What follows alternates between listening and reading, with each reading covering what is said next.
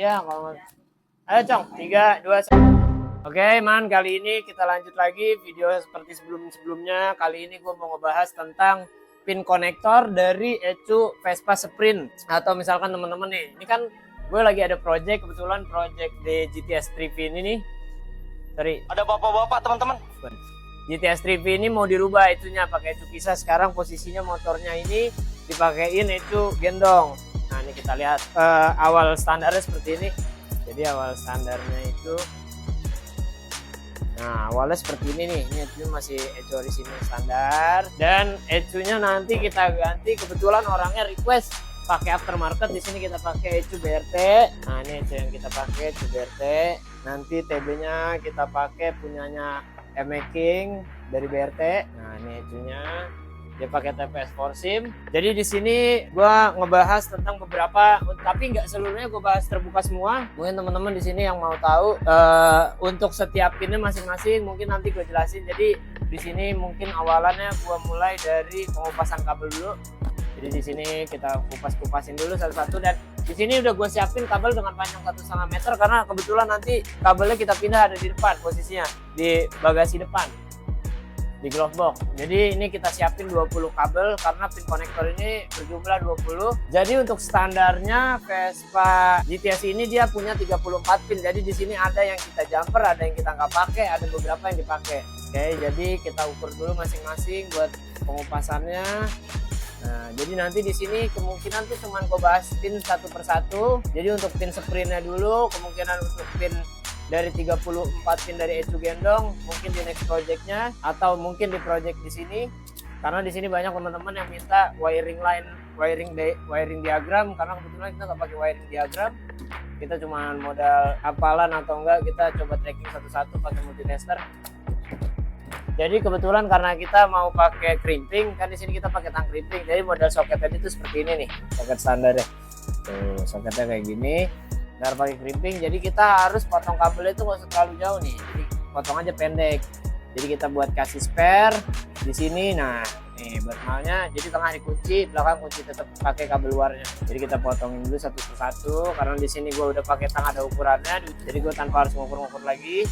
Oke, setelah kita ukur semua nih, udah kita potong, udah kita kupas. Nah, sekarang kita lanjut ke pemasangan spoon-spoonnya. Jadi kita crimpingin satu-satu, jadi kita preparein semua. Nah, ntar jadinya seperti ini nih. Jadi nggak perlu repot kita nekuk-nekuk. Nah, kita ukur. Nah, jadi seperti ini nih. Tuh. Ini kan belum terlalu ngepres, jadi kita press lagi pakai step kedua. Tuh, jadi ya seperti ini. Jadi nanti kita ulang terus semua prosesnya sampai 20 pin. Tapi di sini karena gua untuk pin warna, jadi masing-masing nggak ada warna tuh, semua gue samain aja semuanya. Karena kita lebih pakai fungsi dari setiap angka pin. Jadi di sini nih ada angkanya masing-masing, kayak angka 1, 2 sampai 9, dan seterusnya 10 sampai 20. Oke, setelah semua soket udah kita crimpingin nih, soket-soketnya udah di crimping, udah rapi. Sekarang kita waktunya ngejelasin setiap pin. Jadi misalkan sini gue bikin sederet warna oranye dulu. Bentar, oranye hitam kita bikin. Jadi di sini gue kasih tahu dulu nih, untuk pin 1 itu ini full pump pin 1. Pin 1. Nah, ini pin 1 itu full pump ya. Jadi dalam sinyal di sini nih berbentuk grounding, bukan plus ya. Jadi di sini minusnya. Jadi ecu ini ngasih perintah minus. Nah, nih perintah minus buat grounding. Dan untuk pin 2, nah pin 2 itu untuk cek engine. Nih pin 2 nih. Ini pin 2. Pin 2 itu untuk cek engine. Kita masukin. Nah, perbedaannya kalau kita crimpingin tuh enak masukinnya. Yang ketiga ini untuk lambda heater. Ini pemanas nih, pemanas lambda nih. Ini lambda heater plus. Nah, ini lambda heater plus. Kebetulan kalau kalian nanti pakai aftermarket ecunya, karena ecu aftermarket tuh nggak support untuk lambda standar, jadi kemungkinan kalau untuk pin 3 itu kalau kalian pakai ecu aftermarket atau yang lainnya mendingan dikosongin, karena kebetulan ini motornya nanti takutnya dia mau pakai ecu standar Jadi udah gue siapin duluan kabelnya. Nah untuk pin 4,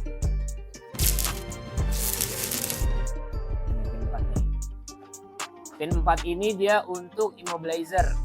Pin 4. Nah lanjut ke pin 5. Pin 5 ini listrik aktif dari aki, bukan dari kunci ya. Ini dari aki nih plus 5. Nah ini dari aki nih plus 5. Aki plus ya, aki plus. Oke, kita lanjut lagi ke yang sekarang oranye putih. Jadi masing-masing kabelnya gue siapin 55. Oke, kita lanjut lagi di pin 6. Karena ini kebetulan ada yang kabelnya 4, karena urutannya cuma 4 butuhnya. Nah untuk pin 6 ini injektor berbentuk sinyal grounding. Ini berbentuk ground. Nah jadi perintah nih pin 6. Pin 6 ini injektor grounding. Nah untuk pin 7 ini minusnya ground, minusnya sensor atau grounding sensor. Jadi sebenarnya pin 7 ini lebih bagus sih yang udah gue pakai 7 beserta ground, nanti dijadiin 1 biar penampangnya lebih bagus lagi groundingnya. Nah untuk pin 8, pin 8 di sini nih untuk HT coil atau masa plusnya coil. Nah ini kita masukin lagi di ke 8, kita masukin. Nah di 8. Untuk 9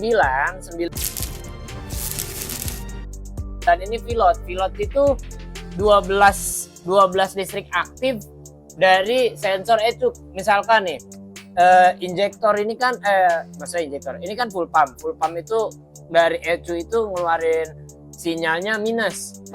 Nah ini untuk plusnya, jadi kan pasti kan mereka ada plus ada minus nih untuk setiap soket. Jadi ini nanti pin 1 ini ke satunya full pump.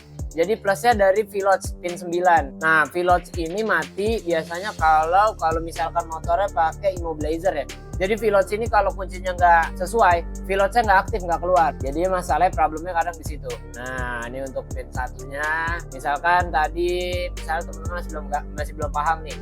Misalnya injektor nih, injektor minus. Nah sorry kita kasih percontohnya gini lah. Misalkan kayak gini nih, ini injektor.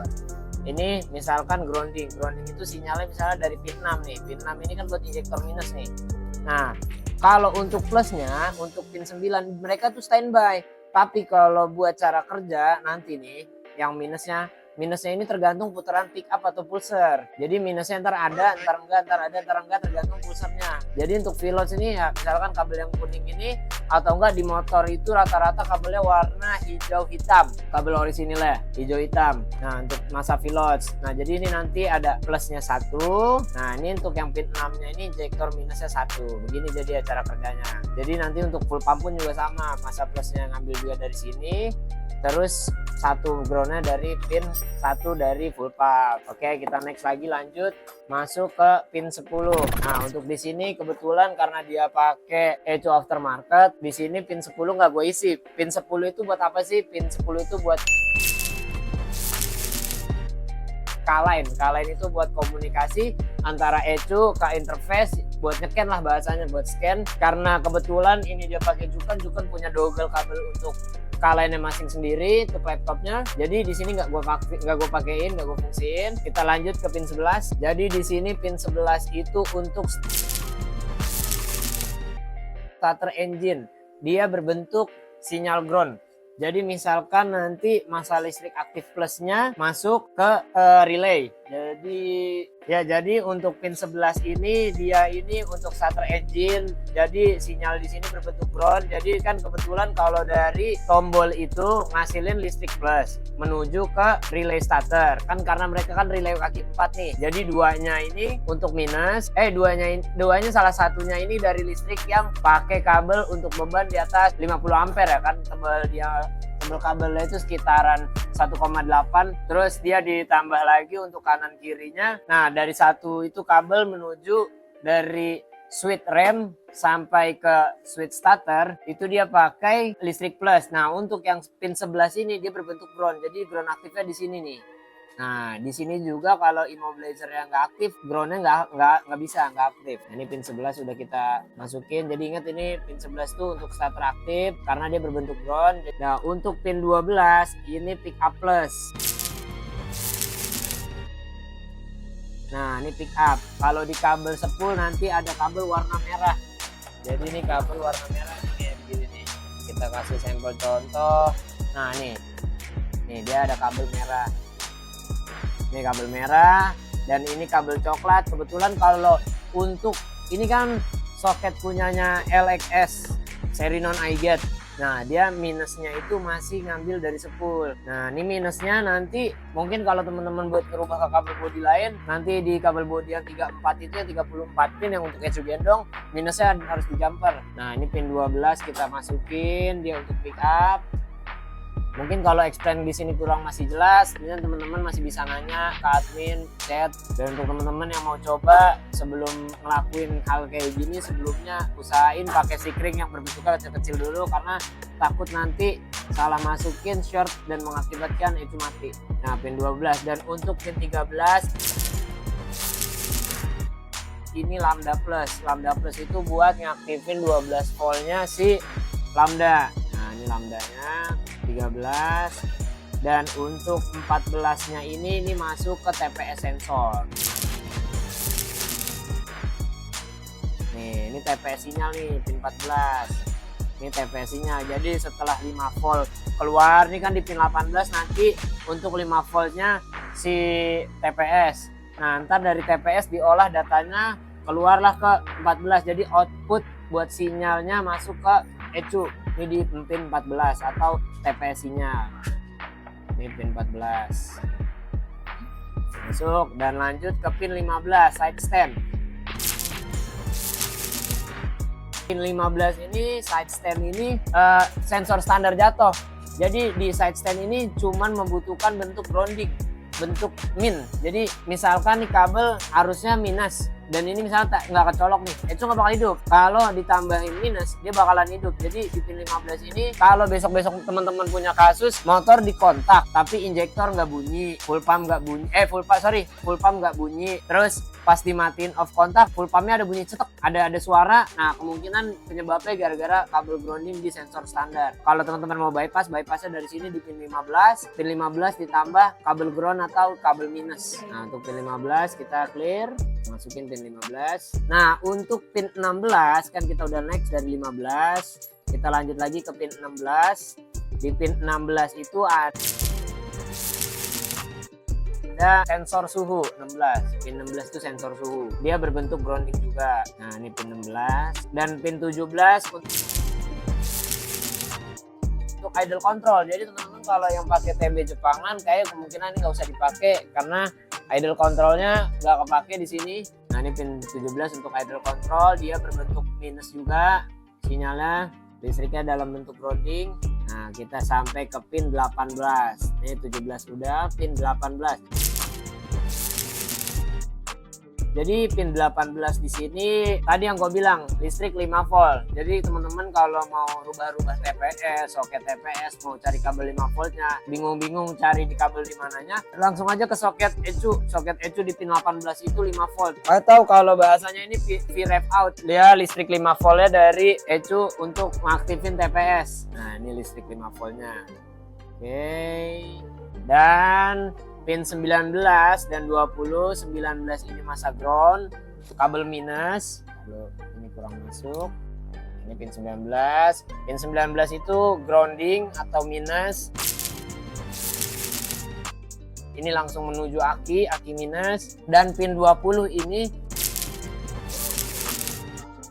dari kunci kontak. Nah, ini kan kunci kontak itu pas di off dia mati, pas di ke kananin misalnya di posisi on dia hidup. Nah, ini plus aktif 12 dari kunci kontak buat matiin nyala ECU atau matiin nyala motor. Nah, jadi untuk teman-teman sekilas, jadi untuk pin-pin yang ada tuh hanya seperti ini. Nah, ini soket punyanya Sprint atau ECU pisah semacamnya. Nah, jadi buat teman-teman di sini Kalau mungkin masih ada yang kurang jelas atau masih ingin tahu, mungkin teman-teman bisa chat admin. Nah nanti jadi kemungkinan di next video kita ngejelasin lagi buat misalkan ini project kan untuk kita jumper. Ini kabel kita preparein buat ngejumper ke motor GTS ini. Jadi sebelumnya kita preparein dulu soketnya. Jadi nanti untuk kabel ada yang kita pisah untuk TPS sendiri karena dia terdiri dari 3 kabel. Jadi kabel TPS itu ada dari pin 14 dan 18. Jadi 14-nya nanti satu buat TPS sinyal, 18-nya itu 5 volt dari ECU. Nah nih nanti kita pisah sendiri dan ngambil listrik 7. Untuk 7 itu grounding sensor. Jadi nanti dia ada 3 kabel yang kita pisah bikin jalur sendiri untuk soket TPS. Oke, buat teman-teman kali ini videonya singkat, kita hanya ngejelasin beberapa untuk kabel body karena kebetulan kalau kita nggak step by step ngejelasin ini buat takutnya nanti teman-teman coba, teman-teman gagal, kemungkinan besarnya itu kabel body bisa short, malfungsinya bisa banyak lah, bisa terjadi ECU mati, yang lebih parah motor kebakar karena kabelnya short. Apalagi di sini ada kabel yang paling sering terjadi short buat teman-teman yang baru belajar itu di V-Lodge di kabel 9. Kabel 9 tuh masa sensor aktif karena ada. Jadi untuk kabel body misalkan teman-teman mau silang dari motor sprint ke GTS atau LX yang berbentuk ECU gendong, itu banyak kabel yang harus dijumper. Kemungkinan di sini gue cuma ngejelasin tipe-tipe angka-angka soketnya di pin berapa untuk teman-teman biar tahu nih tracking besok motor mati di scan misalkan injektor nggak aktif. Coba teman-teman tracking dulu salah satu dari pin 6 ke kita pakai misalkan pakai multitester, kita pakein pakai beeper kan, kanan pakai buzzer, pakai buzzer. Habis itu kita tes kabel dari ujung pin 6 ketemu ujung kabel injektor apa dia connect apa enggak. Jadi di sini mungkin gua ngejelasin singkat. Teman-teman jangan lupa like, subscribe, share, and comment. Dan next teman-teman kalau ada yang ingin bertanya untuk video-video selanjutnya terkait tentang kabel body atau tentang apa komponen-komponen di Vespa Matic untuk how to mungkin yang bisa kita lakuin, ntar chat ke admin, mungkin kita bisa bantu untuk bikinkan videonya. Dan teman-teman terima kasih semua yang udah menonton dan terus pantengin channel YouTube kami. Thank you.